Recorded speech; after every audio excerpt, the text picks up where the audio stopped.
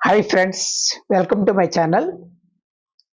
ఈ సృష్టిలో మనిషికి తన ప్రాణం కంటే విలువైనది ఏదైనా ఉంటుందా?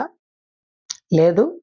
తన చావు కంటే భయపడే సంఘటన ఏదైనా ఉంటుందా తెలియజేయటానికి మీకు ఒక చిన్న ఇన్సిడెంట్ తెలియజేస్తాను.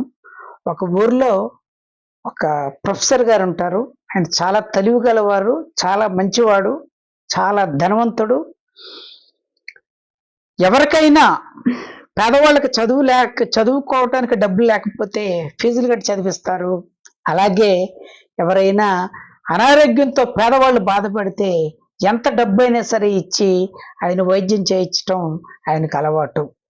అందుకనే ఆయన పెళ్లి కూడా చేసుకోడు. ఎందుకనంటే తన ప్రాణాన్ని అడ్డేసి ఏదైనా సహాయం చేయవలసిన అవసరం వస్తే నాకంటూ నా భార్య పిల్లలు ఏమైనా అయిపోతారేమో అన్న వీక్నెస్ నాకు వచ్చి ఎదుటి వాళ్ళకి చేసే సహాయాన్ని ఎక్కడ ఆగిపోద్దోనన్న ఉద్దేశంతో ఆయన్ని పెళ్లి కూడా చేసుకోడు.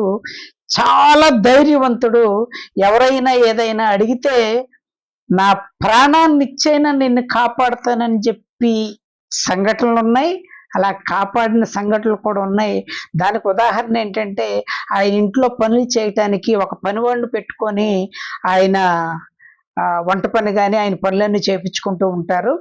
అలాగే వాళ్ళ పిల్లలకి పెళ్లి చేయటం కాడ నుంచి అన్ని బాధ్యతలు ఆయనే చేసి ఒకానొక సంఘటనలో ఆ పనివాడికి కిడ్నీ ఫెయిల్ అయితే ఈయనకున్న కిడ్నీ కూడా దానం చేసేంత దానం గల ఉన్నవాడని చెప్పి ఆ కాలేజీలో ఈయనంటే ఇష్టపడని వాళ్ళంటూ ఎవరో ఉండరు.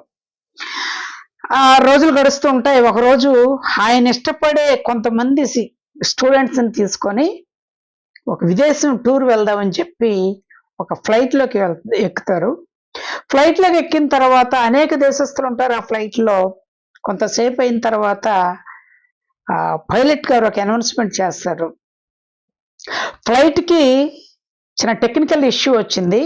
ఎవరైనా ఒక ముగ్గురు ఫ్లైట్ నుంచి గనక దూకేస్తే ఫ్లైట్ మామూలుగా వెళ్ళిపోద్ది. లేదంటే గనక ఒక అరగంటలో అందరం కలిసి చనిపోతామని చెప్పిన వెంటనే మొత్తం ఫ్లైట్లో వాళ్ళందరూ కంగారు వచ్చేసి భయపడిపోతూ ఎవరి కాళ్ళు ఏం చేయాలి అని ఆలోచించే లోపే ఒక ప్రయాణికుడు లేచి నేను నా దేశ ప్రజలు బాగుండటం కోసం అని చెప్పి వెంటనే ఆయన కిటికీలోంచి దూకేసి ఆ ఫ్లైట్ నుంచి దూకేసి కిందకి పడి చనిపోతాడు. వెంటనే ఇంకొక దేశస్తుడు లెగిసి నేను నా దేశ ప్రజలు బాగుండటం కోసం అని చెప్పి నేను ఎన్నో బతుకుండగా పాపాలు చేశాను, ఆ పాపాలన్నీ ఈ చావు ద్వారా నేను పోగొట్టుకోవాలనుకుంటున్నానని చెప్పి ఆయన కూడా దూకేసి చనిపోతాడు.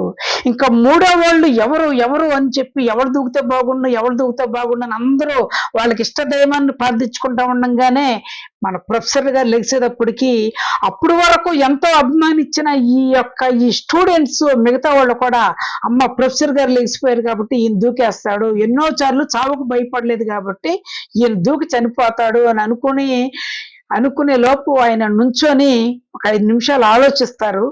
ఆలోచించి స్టూడెంట్స్ అందులో ఇష్టపడే వాళ్ళు కొంతమంది సార్ మీరు దూకొద్దు అంటే దూకకపోతే అందరం చనిపోతాం, మరి అందరూ చనిపోవాలంటే ముగ్గురు దూకేస్తే బతుకుతామని చెప్పారు కదా, 2 దూకేశారు ఆల్రెడీ, ఒకళ్ళు చనిపోతే మీ అందరికీ ఆల్రెడీ నేను సేవ చేయటం అనేది నేర్పించాను, నా పేరు మీరే నిలబెట్టాలి అని చెప్పి అనుకుంటాడు. ఒక 5 నిమిషాలు తనకి ఇలా లెగిసి తన ఇష్టదైవాన్ని ప్రార్థించుకుంటున్నాడని అందరూ అనుకునే క్షణంలోనే తన పక్క సీట్లో కూర్చున్న ఆయన పని మనిషిని ఎత్తి కింద పడేస్తాడు. వెంటనే అనౌన్స్మెంట్ ఏమొస్తుందంటే ఫ్లైట్ బాగైపోయింది, 2 దూకినంటే సరిపోతుంది, 3వ వాడు దూకక్కర్లేదు అని చెప్పేలోపు వెంటనే ఈయన విసిరేయటం వాళ్ళు అనౌన్స్మెంట్ చేయటం కూడా జరిగేటప్పటికి ఈ ప్రొఫెసర్ అప్పుడు వరకు తను చెప్పిన మాటలు ఏంటి, ఇప్పుడు తను చేసిన సంఘటన ఏంటి, ఒక 5 నిమిషాలు నేను లేట్ చేస్తుంటే గనక నా పేరు ప్రతిష్టలన్నీ నిలబడిపోయాయి కదా అని ఆయన ఆలోచనలో పడితే అప్పుడు వరకు ఉన్న వాళ్ళ స్టూడెంట్స్ వాళ్ళందరూ అనుకుంటారు వీడింత నీచ్ కమ్యూనిగాడు అనుకోలేదు, ఇప్పటి వరకు చాలా విషయాల్లో నా ప్రాణాలు కడ్డేస్తానని చెప్పి ప్రాణంగా ఇతను చూసుకుంటున్న వాళ్ళ పనివాడిని కిందకి పడేశాడని చెప్పి ఒక్కడ కూడా ఆయన మొహం చూడుకోకుండా అటువైపు తిరిగి కూర్చుంటారు. మై డియర్ ఫ్రెండ్స్, మీకు స్టార్టింగ్ లో 2 విషయాలు చెప్పాను, దానికి క్లారిటీ వచ్చి ఉంటుంది. ఇంకా క్లారిటీ రావాలంటే నా ప్రాణాన్ని అడ్డేసైనా సరే మిమ్మల్ని కాపాడుతాను అన్న వాళ్ళు ఎవరు మాటలు నమ్మమాకండి. మీరు కూడా అలాంటి వాగ్దానాలు చేయమాకండి.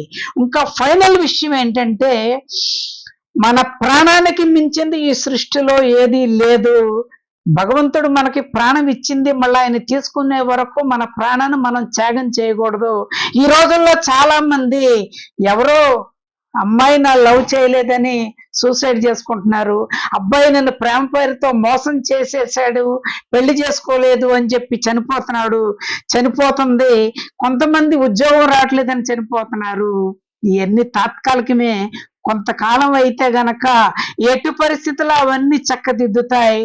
ఫైనల్ గా ప్రాణానికి భయపడని వ్యక్తి అంటూ ఎవరో ఉండరు. అలాంటి వాళ్ళు ఎవరైనా ఉన్నారని చెప్తే మీరు నమ్మమాకండి. Thank you.